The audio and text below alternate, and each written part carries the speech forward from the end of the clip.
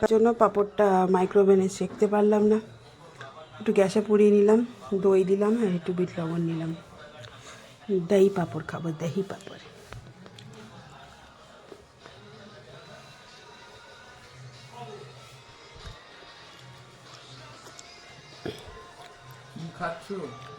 যাই খাই, তোকে কি দেখতে হবে? না, তুই তো না, ছেলে আবার কি আছে, তুই তো মিষ্টি খাচ্ছিস, সব খাচ্ছিস। না মিষ্টি খাচ্ছিস, এনে পাঁপড়টা নে, দই দেবো না আমি। পাঁপড়টা নে, পাঁপড়টা নে। না না না না বাবা, ন্যাকামোটা কম কর, পাঁপড়টা নে দিয়ে চল যা। যা খাবো, বিষ খাবো তাই খাবে, এও ছাড়ে না। দই পাঁপড় খাবি?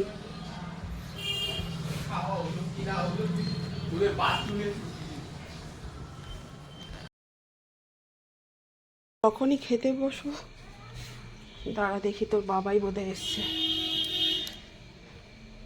রবিবার স্পেশাল চিকেনটা কেমন হয়েছে বাবান? হেব্বি, লাল লাল ঝোল ঝোল। মাংস ভাত। এখানে চিকেন আছে, দেখাচ্ছি। আর করেছি একটু থোড়ের ডালনা, থোড় আর ছোলা দিয়ে একটু থোড়ের ডালনা করেছি।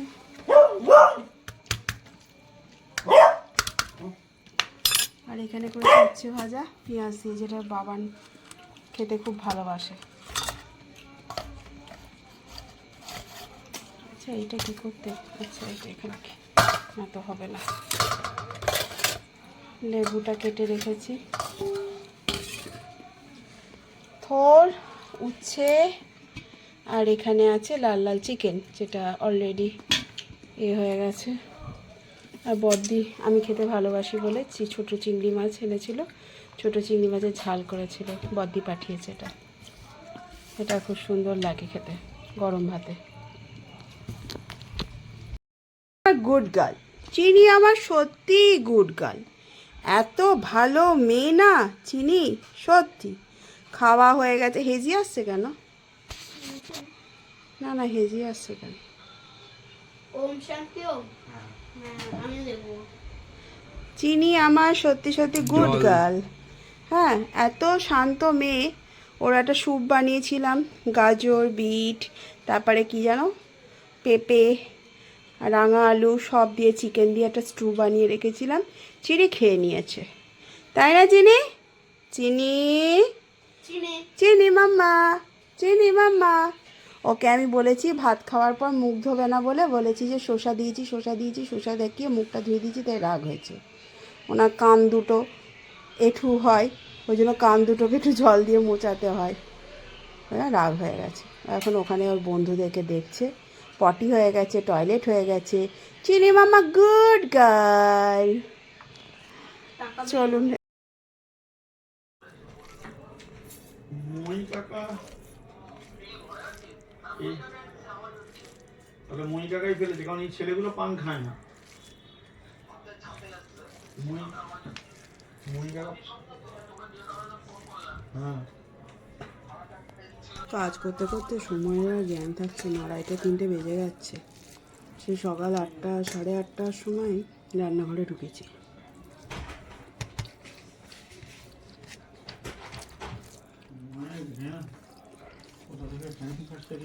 বোঝাই যাচ্ছে না, সেটাই বললাম। 8:30টায় রান্নাঘরে ঢুকেছি। এটা কি? ওটা বর্দি দিয়েছে, কুচো চিংড়ির তরকারি।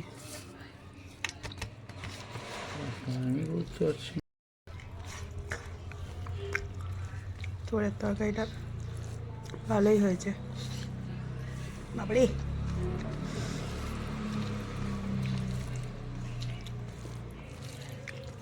ভাতটা আজকে একটু গড়বড় হয়ে গেছে, একটু মার থেকে গেছে। মানে আমি ভাতটা বন্ধ করে দিয়ে চান করতে চলে গেছিলাম, তো এসে মারতে গেছি, দেখছি মারটা জমে যাচ্ছে।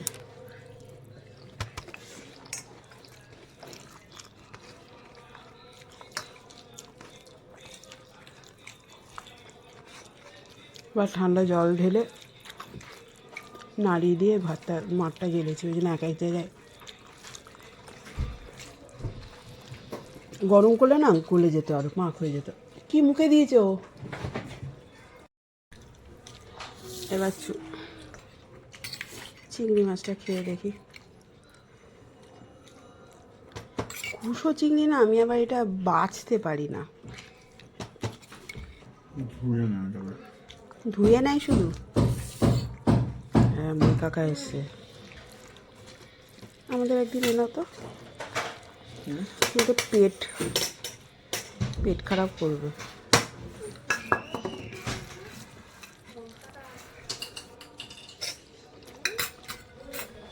ভালোই লাগতো খেতে। পরে বলছি বেলুড়ে ঢুকে গেছে। ফাটিয়ে দাও এটা দাও, একেবারে ফাটিয়ে দাও। তর্ক হচ্ছে আমার সঙ্গে। চাপ তুমি একদম তাই করে মারবো। চাপ। ওই যে তোর বন্ধু ডাকছে, চিনি তোর বন্ধু ডাকছে। আবার আসছে। এই দাঁড়া, এ যাইবো একটু বসো।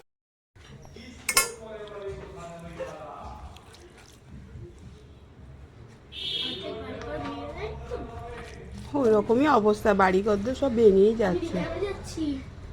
বকিস না, বাবার সামনে বেশি কথা বলিস না।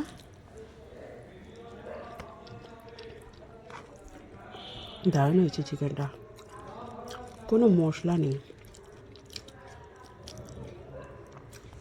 শুধু একটা পেঁয়াজ, টমেটো আর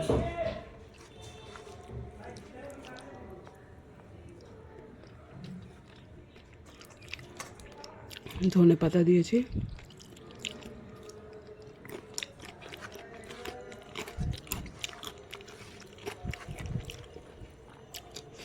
গরম গরম খেতে আরো ভালো লাগে।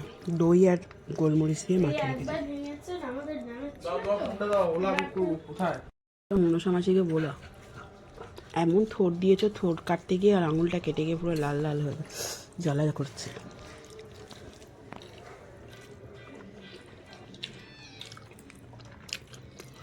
কিছু হয়নি তো?